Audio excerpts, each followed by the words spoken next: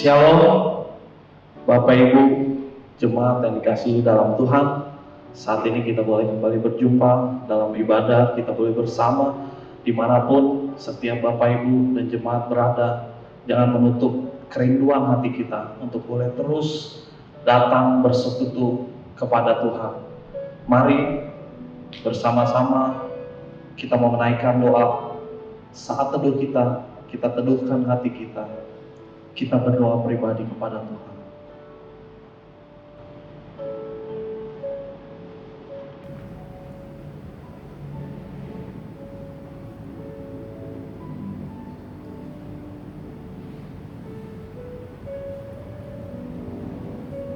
Kita mau bersama menyembah Tuhan kita. Bahwa kita percaya bahwa tidak ada kasih yang melebihi seperti kasih Tuhan kita. Kasih yang begitu tiada duanya, yaitu kasih Yesus. Kita mau menyembah Tuhan, kasih-Mu tiada duanya.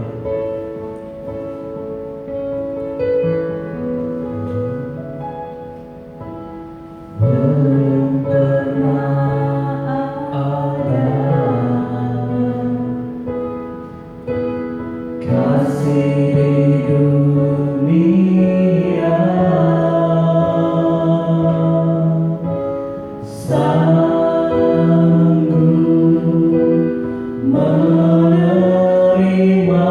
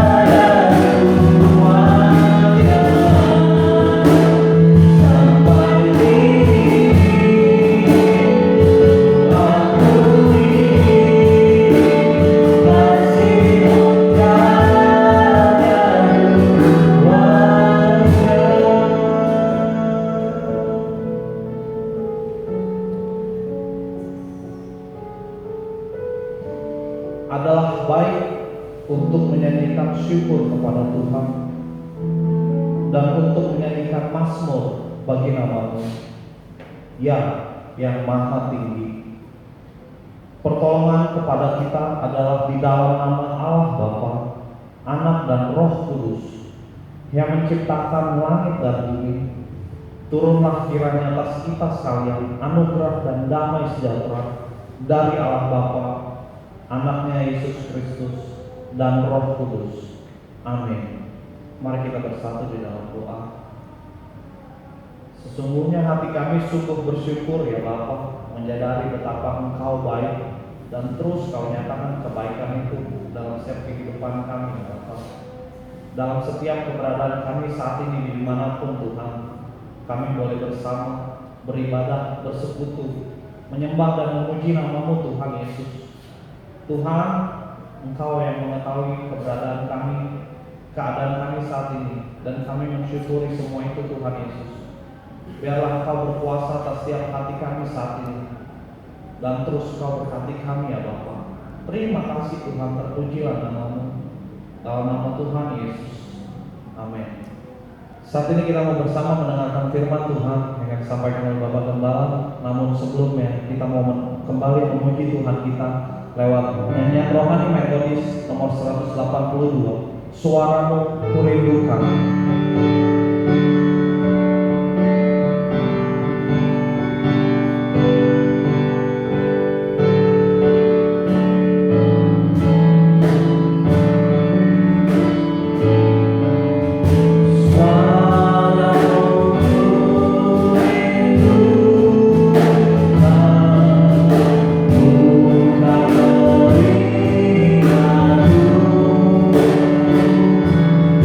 Suara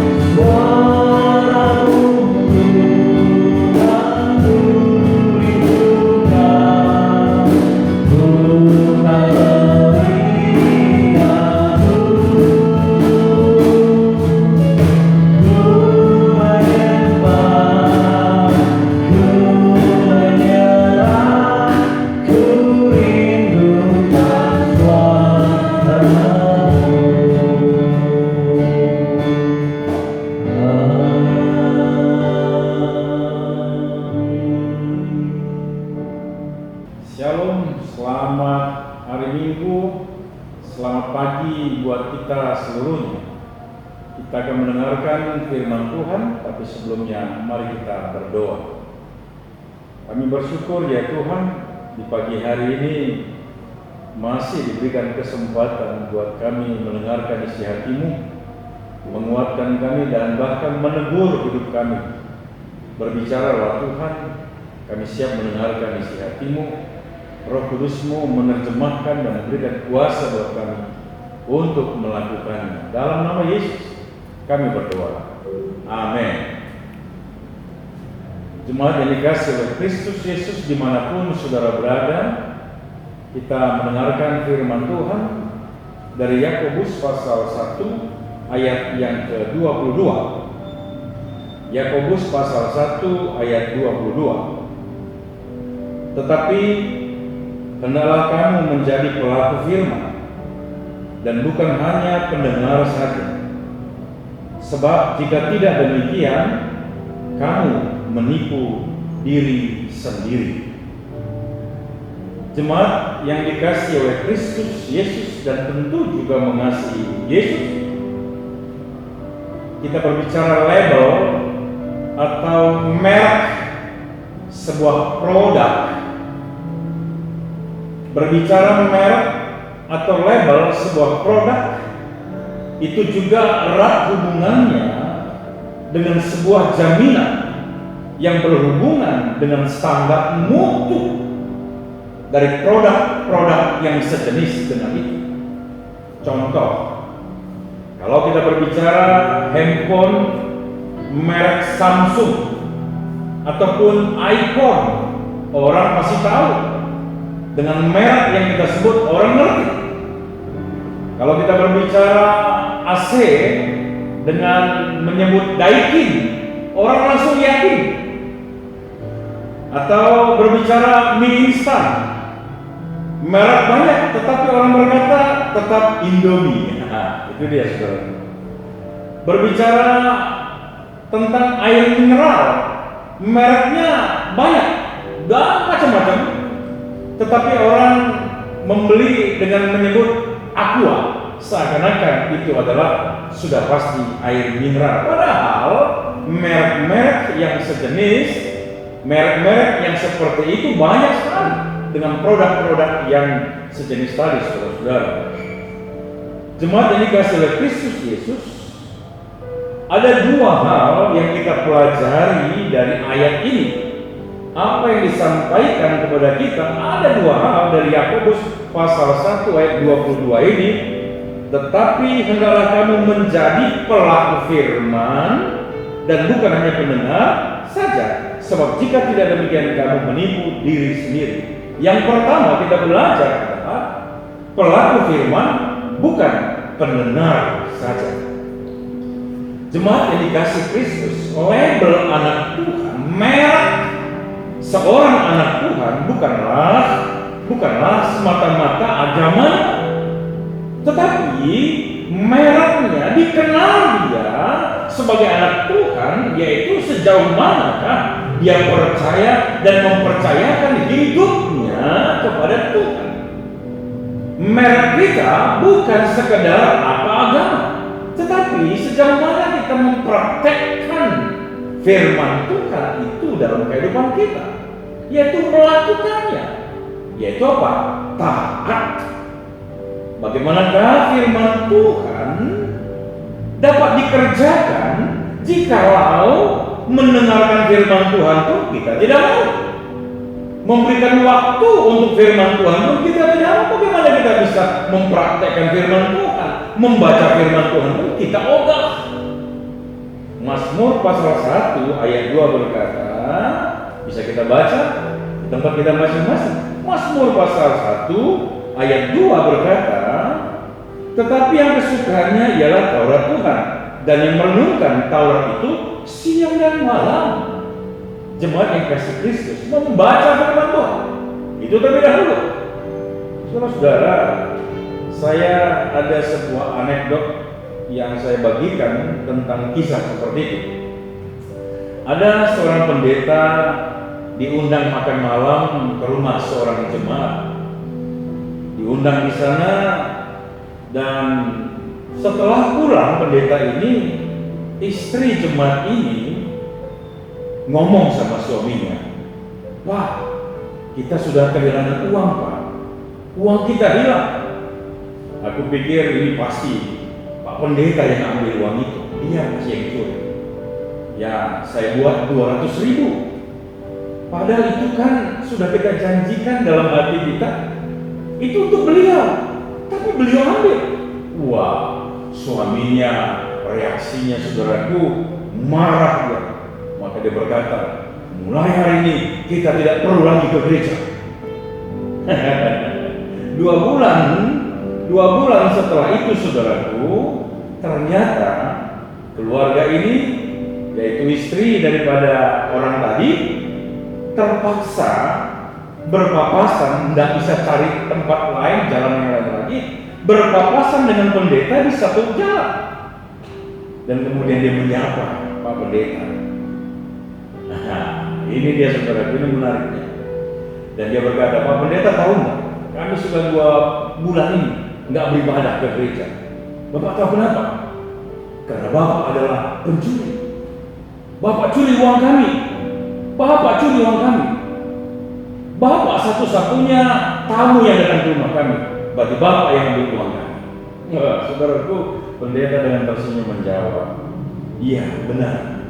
Saya yang ambil uang itu dan kemudian saya masukkan ke dalam Alkitab yang ada di atas meja makan agar tidak ketumpahan kuah sayur kita.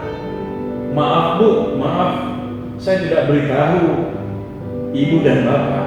Sebab apa? Saya berharap dan saya percaya Bapak Ibu orang Kristen pasti baca Alkitab setiap hari. Itu pikiran saya, maka saya tidak beritahu Bapak Ibu. Maafkan saya."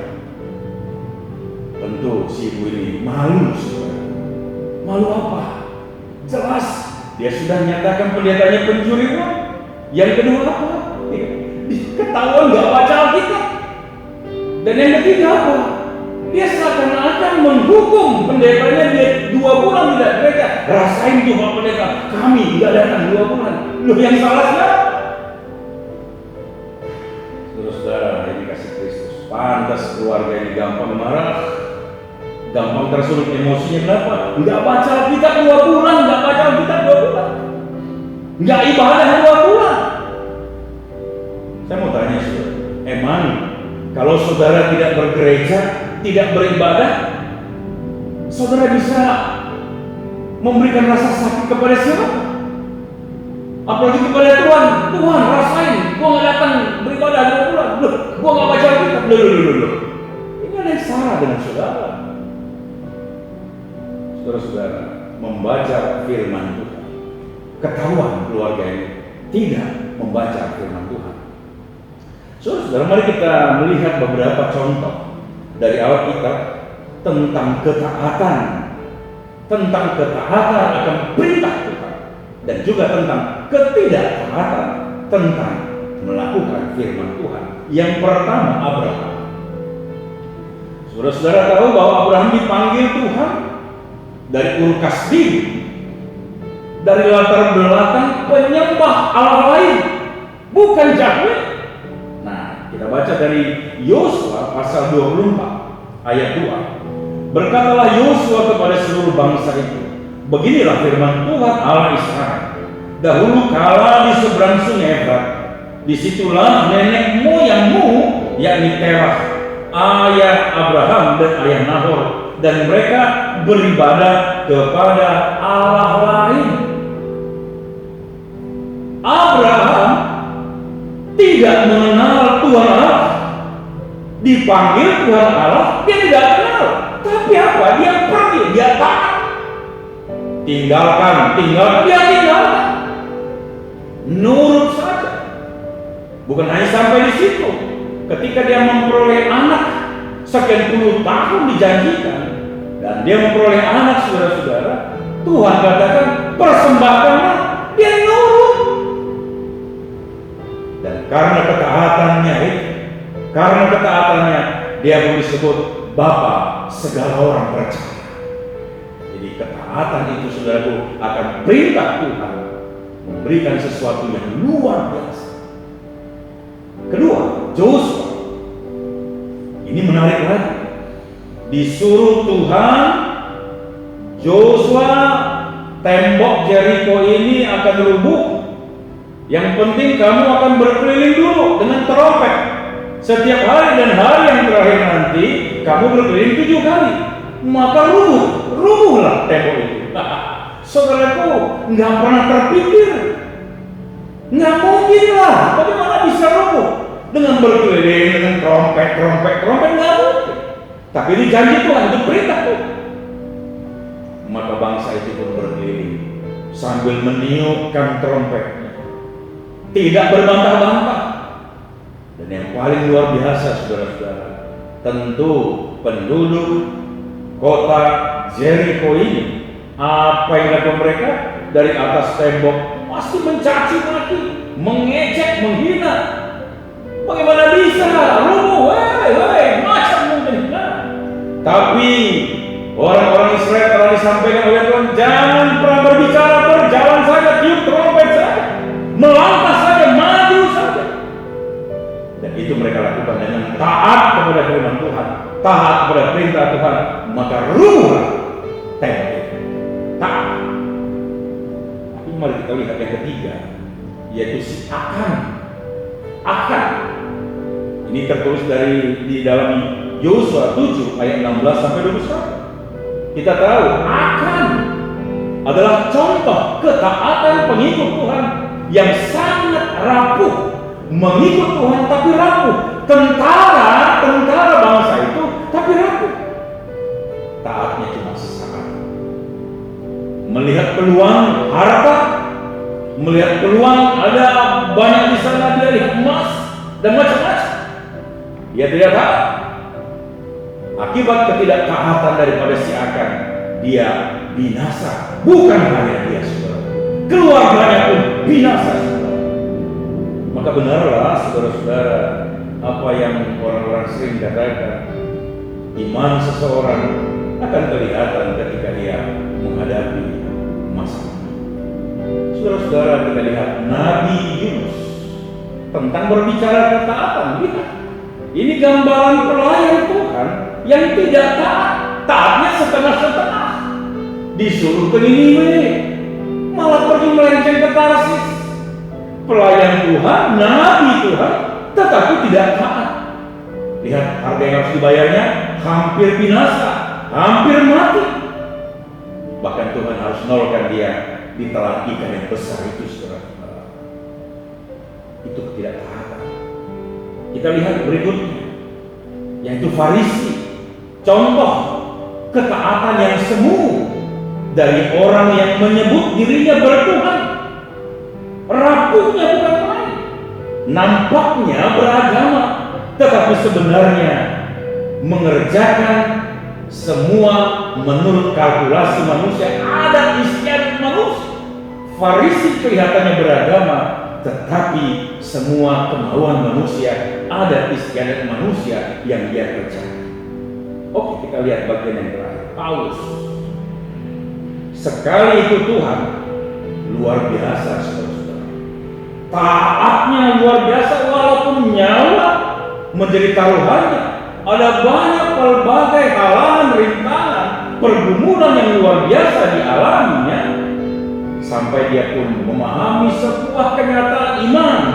Dalam Filipi pasal 4 ayat 12 dia katakan begini, aku tahu apa itu kekurangan, dan aku tahu apa itu kelimpahan. Dalam segala hal dan dalam segala perkara tidak ada sesuatu yang merupakan rahasia bagiku, baik dalam hal kenyang maupun dalam hal kelaparan, baik dalam hal kelimpahan maupun dalam hal kekurangan. Aku tahu semuanya itu. Aku mengerti, aku sudah pernah berharap harapan. Dengan kekurangan, kelaparan, aku sudah pernah berharap harapan. Maka dia berkata pada ayat 13, segala perkara dapat kutanggung di dalam Dia yang memberi kekuatan kepadaku. Haleluya, haleluya, saudara-saudara yang dikasih Kristus Yesus. Bahkan saudara-saudara, saya mau katakan kepada kita dalam Roma pasal 8 ayat 28, seperti apa yang kita alami saat ini, bagaimana pandemi yang luar biasa COVID-19 ini, yang luar biasa, sangat luar biasa, Roma 8:8 memberikan suatu jaminan buat kita. Kita tahu sekarang bahwa Allah turut bekerja dalam segala sesuatu untuk mendatangkan kebaikan bagi mereka yang mengasihi Dia, yaitu bagi mereka yang terpanggil sesuai dengan rencana Allah. Allah tahu segala sesuatu, bahkan Dia mendatangkan kebaikan buat kita. Boleh dikatakan, bukankah COVID ini juga memurnikan iman kita? Label kita sebagai anak Tuhan diuji melalui COVID ini, saudara-saudara. Bagian yang kedua, tadi tidak hanya kita pendengar saja, tetapi yang kedua, firman berkata tadi, ayat yang ke-20 tadi, demikian kamu menipu diri sendiri, tidak melakukan, tidak pelaku, kamu penipu.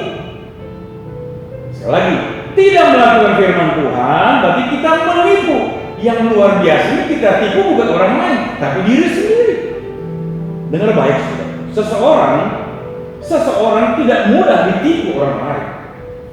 Yang saya katakan sekali lagi, seseorang tidak mudah ditipu orang lain, apalagi orang yang tidak dikenalnya. Namun, saudaraku, hal yang paling luar biasa adalah kita dapat menipu diri sendiri.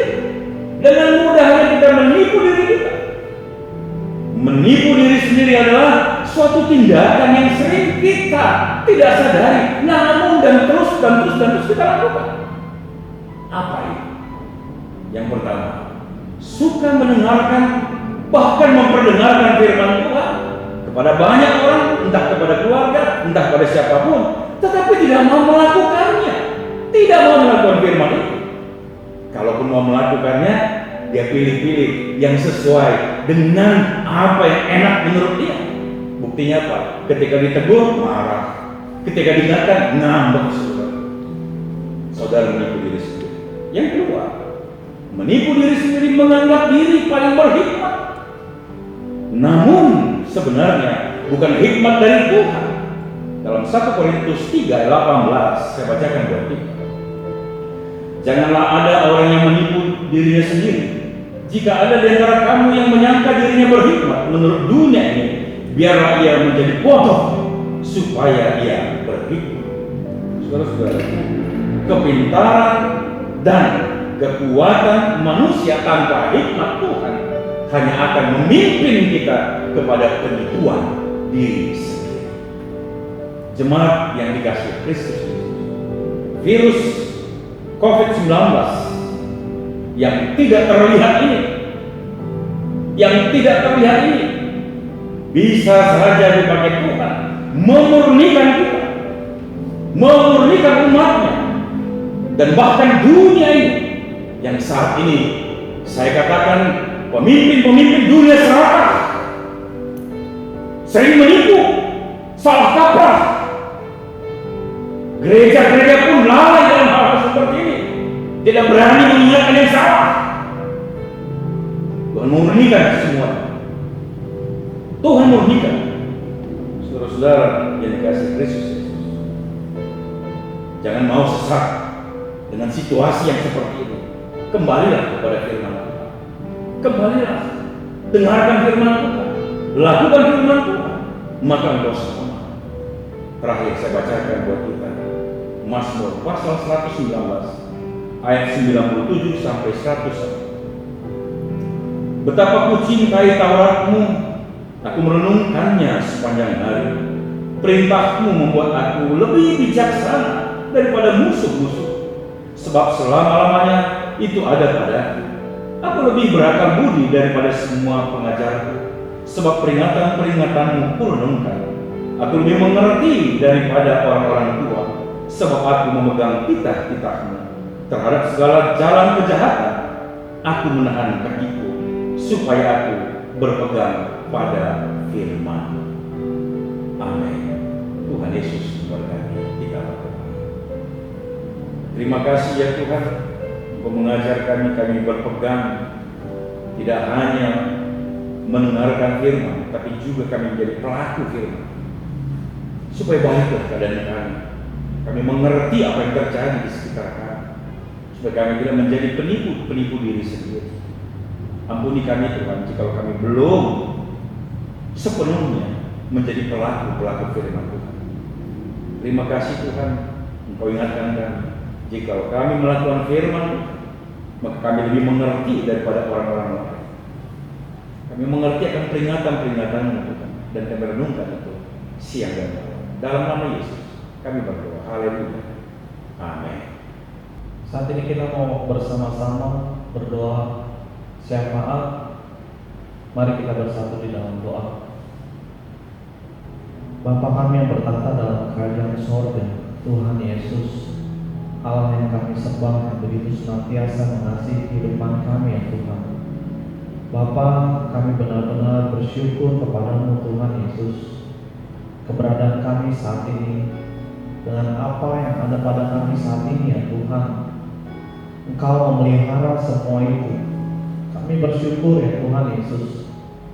Kami boleh tetap melakukan ibadah dimanapun kami berada ya Tuhan, semua karena kasih-Mu. Tuhan Yesus yang baik, kami bersyukur untuk setiap pemeliharaan-Mu yang sempurna dalam kehidupan kami. Setiap hari Tuhan, tidak pernah berhenti.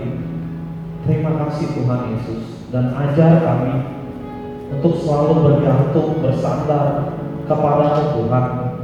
Dalam setiap kondisi apapun, kami mau taat dan bergantung sepenuhnya kepada-Mu ya Tuhan Yesus. Bapa yang baik, kami berdoa untuk seluruh jemaat-Mu dimanapun mereka berada Tuhan Yesus. Tuhan, Engkau mengerti dan mengetahui keadaan mereka saat ini.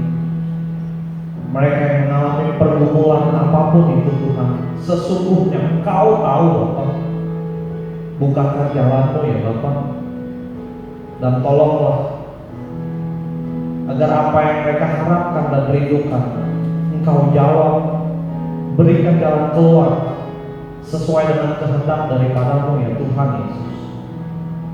Mereka yang lemah, biar Kau yang terus menguatkan, terus kuatkan.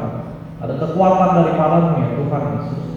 Mereka yang hilang harapan, kami percaya ketika kami terus berjalan bersama-Mu, kami peroleh harapan yang baru ya Bapa. Terima kasih Tuhan Yesus.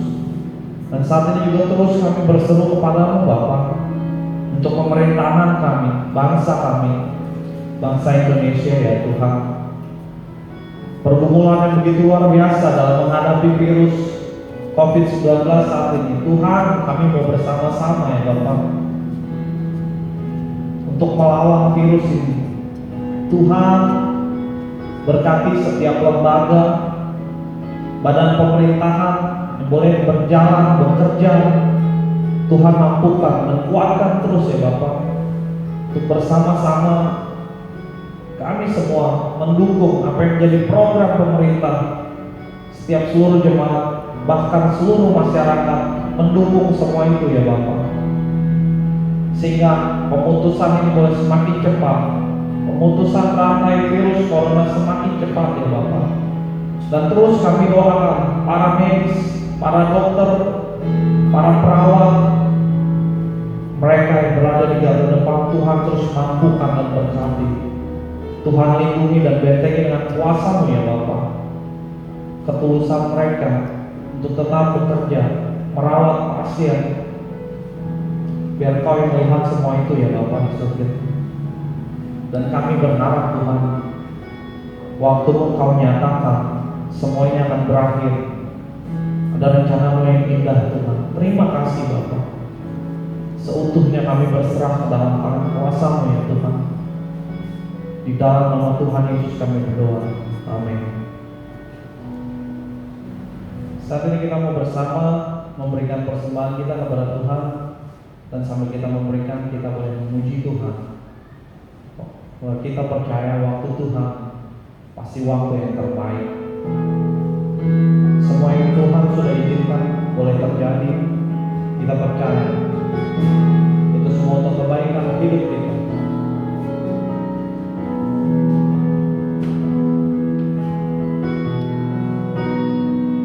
Bila Kau izinkan sesuatu terjadi,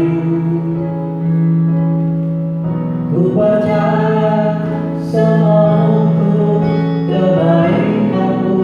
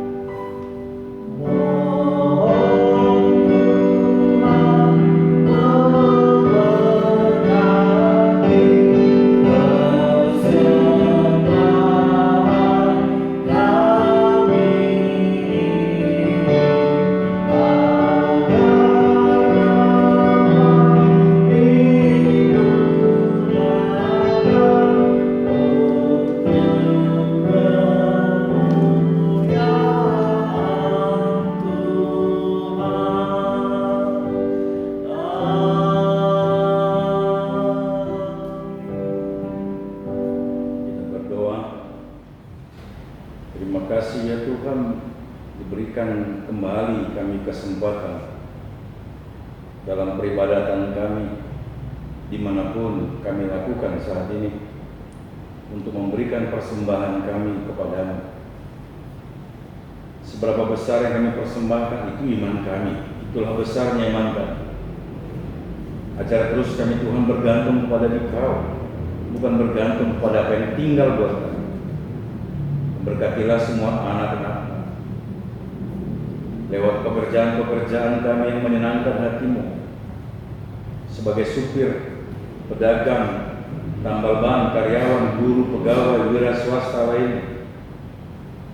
Berkatilah Tuhan supaya kami tidak menyimpang ke kanan maupun ke kiri, dan kami membawa hasil berkat-Mu saja, bukan kejahatan, penipuan, korupsi dan lain-lain, supaya baiklah keadaan kami.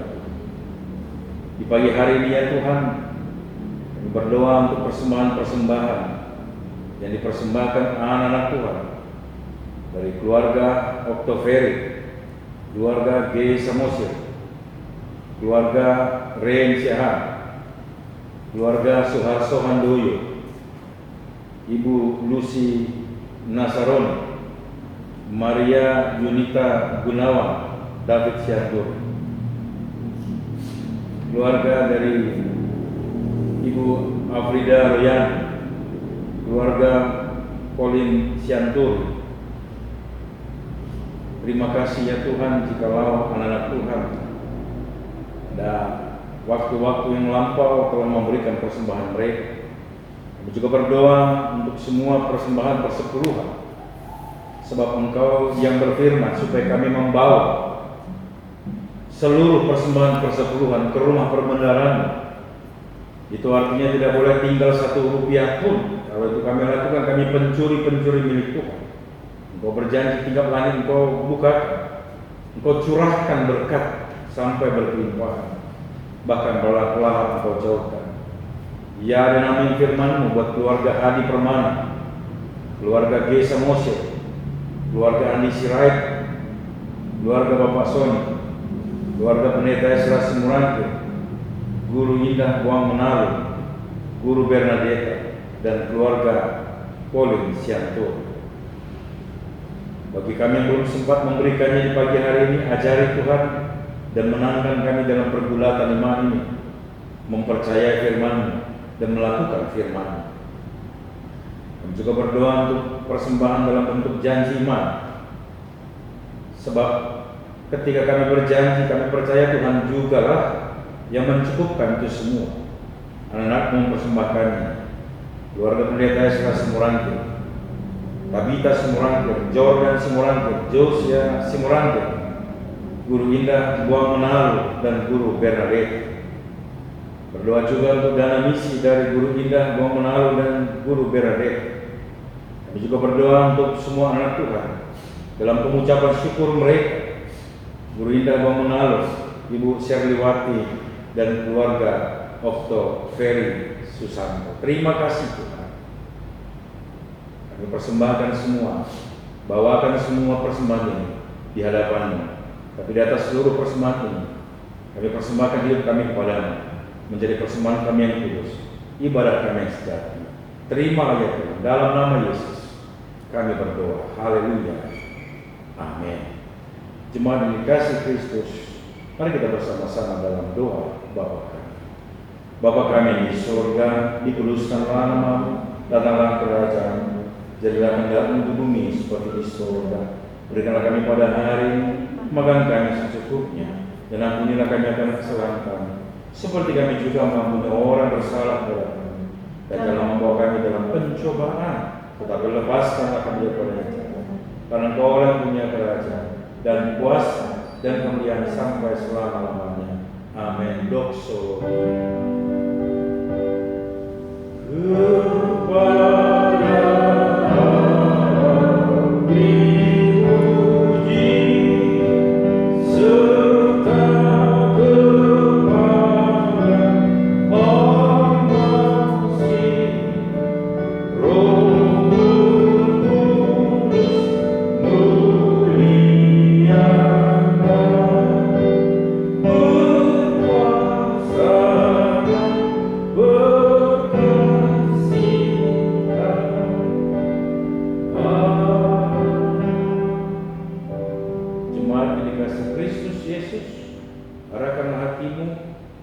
Dan terimalah berkat maka anugerah Tuhan Yesus Kristus, kasih sayang Allah Bapa, persekutuan dengan Roh yang Kudus menyertai, menolong, memberkati engkau, rumah tanggamu, baik suamimu, istrimu, anak-anakmu, cucu-cucumu, pengharapanmu, kesehatanmu, pekerjaanmu, usahamu, hari ini, besok, dan sampai selama-lamanya. Amin.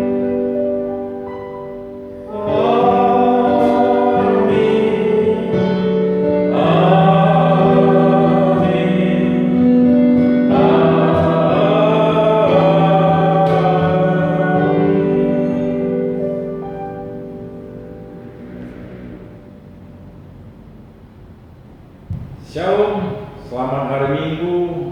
Usai sudah ibadah kita, saudara-saudara, kembali kami mengingatkan himbauan pemerintah kita untuk kita dapat bersama-sama pelaku-pelaku yang luar biasa sebagai anak bangsa, apa yang disampaikan pemerintah untuk bisa memutus rantai penyebaran COVID-19. Pertama, di rumah saja. Kedua, cuci tangan sesering mungkin pakai sabun dengan air yang mengalir. Tiga, jaga jarak. Yang keempat, pakai masker jikalau harus keluar rumah. Dan setelah itu, jangan lupa mandi. Sebelum bertemu dengan keluarga di rumah, langsung mandi. Yang kelima, berdoa. Hanya Tuhan yang sanggup menghentikan pandemi ini, saudaraku.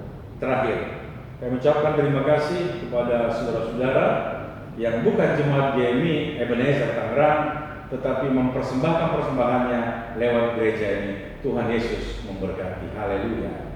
Amin.